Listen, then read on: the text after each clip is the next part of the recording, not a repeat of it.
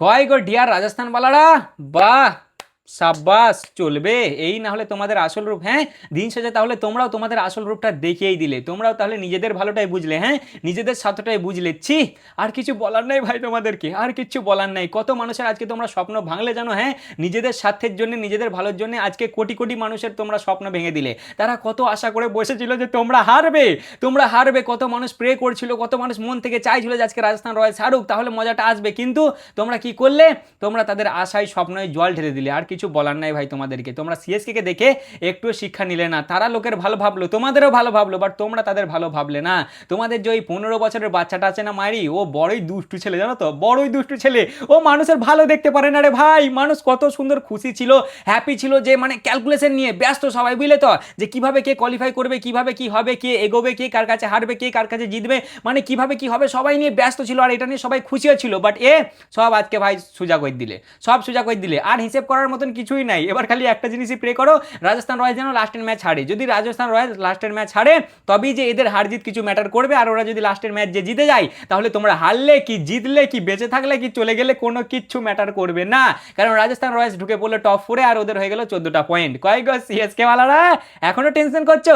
আর tension করার মতন কিছু নাই গুরু, আর টেনশন করার মতন কিছু নাই। তোমরা লোকের ভালো ভাবো, বুঝলে তো, তোমাদের ভালো কেউ ভাববে না।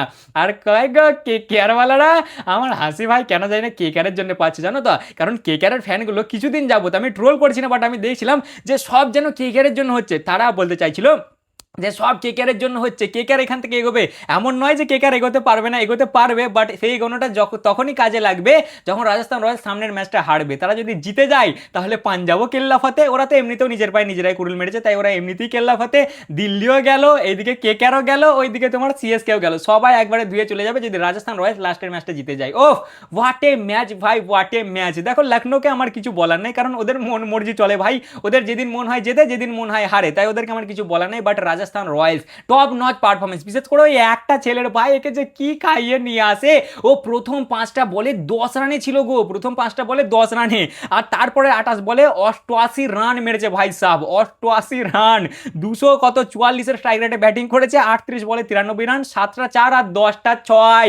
ভাই ভারতীয়দের দিক থেকে সব থেকে বেশি 6 মারা হলো এর, 53টা 6 মেরেছে টোটাল এইবারের সিজনে। মনে হচ্ছে ক্রিস গেলেরও রেকর্ড ভেঙে দেবে, যে একবারের আইপিএল এ সব থেকে বেশি 6 ওনার আছে। আই থিঙ্ক 59টা, হ্যাঁ 59টা, এর হয়ে গেল অলরেডি 53টা। এখন একটা এদের ম্যাচ বাকি আছে, আর ওটা জিতে গেলে এরা কোয়ালিফাই করে যাবে। এখনো তখন আবার 2-1টা ম্যাচ যা পাবে পাবে। মানে সত্যি ভাই আন্ডারগ্রাউন্ডের বাজ পাখি এরা হয়ে গেল দিন শেষে। মানে সবাই ব্যস্ত ছিল কেকেআর কে নিয়ে, সিএসকে কে নিয়ে, বিশেষ করে সিএসকে কে নিয়ে। সবাই ভাবছিল সিএসকে যাবে, সিএসকে করবে, সিএসকে ওই করবে, এই করবে। রাজস্থান রয়্যালস ঢুকে পড়লে।